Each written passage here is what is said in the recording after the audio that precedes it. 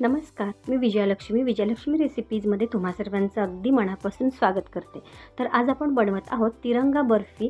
उद्या आपला स्वातंत्र्य दिन आहे, 15 ऑगस्ट आहे। त्यासाठी आपण बनवत आहोत तिरंगा बर्फी आणि अगदी ही झटपट होणारी रेसिपी आहे, खूप सोपी रेसिपी आहे। तर आपण आज बनवणार आहोत तिरंगा बर्फी। चला तर मी आता सुरुवात करते। तर आता आपण बर्फीसाठी लागणारे साहित्य बघूयात। तर इथे मी 2 वाटी ओलं खोबरं घेतलेलं आहे आणि मिक्सरमधून बारीक करून घेतलेलं आहे, किंवा आपण वेळीने खाऊन सुद्धा घेऊ शकतो। इथे अर्धा वाटी साखर, अर्धा वाटी मिल्क पावडर, अर्धा वाटी दूध आणि 2 चमचे तूप आणि इथे अर्धा चमचा वेलची पावडर। आणि इथे आपण 2 कलर घेतलेले आहेत, एक केशरी कलर आणि हिरवा कलर। तर मी आता रेसिपीला सुरुवात करते। इथे मी गॅस ऑन केलेला आहे आणि आता त्याच्यावर मी पॅन ठेवते। पॅन थोडासा गरम होऊ द्यायचा आहे आणि त्याच्यामध्ये आता तूप टाकून घ्यायचं आहे। 2 चमचे तूप टाकून घेतले। आता आपल्याला त्याच्यामध्ये आपलं ओलं खोबरं टाकून घ्यायचं आहे। मी आता हे 2 वाटी मी ओलं खोबरं घेतलेलं आहे आणि ते मिक्सरमधून मी बारीक करून घेतलेलं आहे, किंवा आपण हे खोबरं वेळीने खाऊन सुद्धा घेऊ शकतो।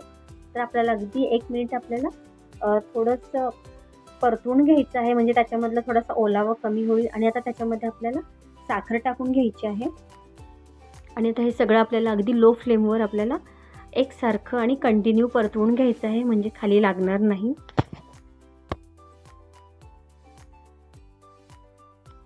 आता आपल्याला अर्धा वाटी दूध टाकून घ्यायचं आहे आणि आता छान एकसारखं परतवून घ्यायचं आहे आणि लगेच आपल्याला मिल्क पावडर सुद्धा टाकून घ्यायची आहे आणि आता हे सगळं मिळून व्यवस्थित आपल्याला परतवून घ्यायचं आहे। तर आता आपल्याला हे सगळं मिश्रण 5 ते 7 मिनिट कंटिन्यू आपल्याला हलवून घ्यायचं आहे, परतवून घ्यायचं आहे, त्याच्यामुळे ते खाली लागणार नाही। तर आता आपलं हे मिश्रण होत आलेलं आहे बघा, खाली आता चिटकत नाही। आता वरून आपल्याला वेलची पावडर टाकून घ्यायची आहे। तर इथे आपलं बर्फीसाठी मिश्रण तयार झालेलं आहे। तर अगदी थोडंसं त्याला थंड होऊ द्यायचं आहे आणि आता मी बाउलमध्ये काढून घेते। इथे बर्फीसाठी मिश्रण मी 3 बाउलमध्ये काढून घेतलेलं आहे। तर आपल्याला एका बाउलमध्ये आता केशरी कलर टाकून घ्यायचा आहे आणि आता व्यवस्थित मिक्स करून घ्यायचा आहे कलर।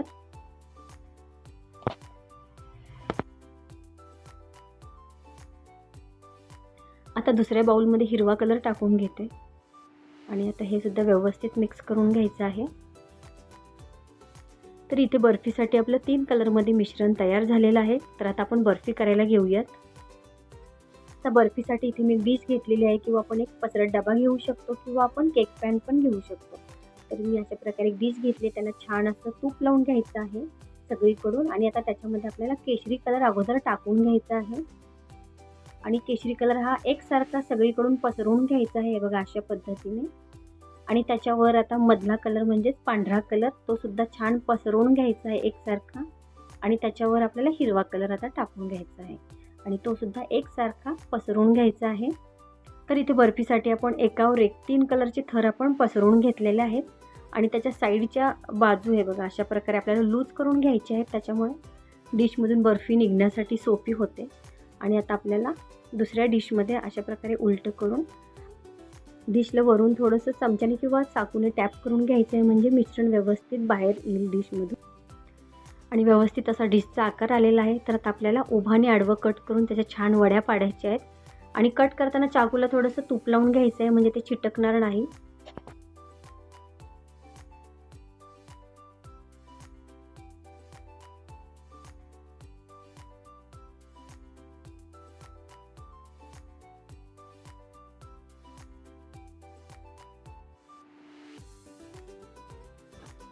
तर इथे आपली बर्फीच्या वड्या पाडून झालेल्या आहेत।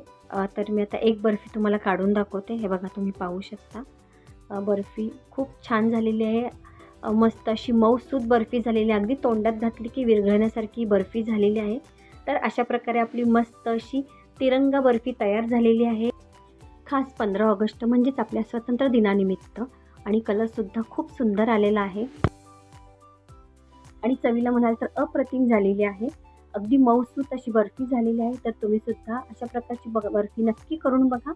तर तुम्हाला माझा आजचा व्हिडिओ कसा वाटला नक्की सांगा। आवडला असेल तर व्हिडिओला लाईक करा, तुमच्या फ्रेंड्स फॅमिलीला शेअर करा आणि चॅनलला जर सबस्क्राईब नसेल केलं तर सबस्क्राईब करा। आणि व्हिडिओ पूर्ण बघितल्याबद्दल तुमचे मनापासून आभार। तर नंतर आपण अशाच एका नवीन व्हिडिओमध्ये भेटूयात। धन्यवाद, थँक्यू।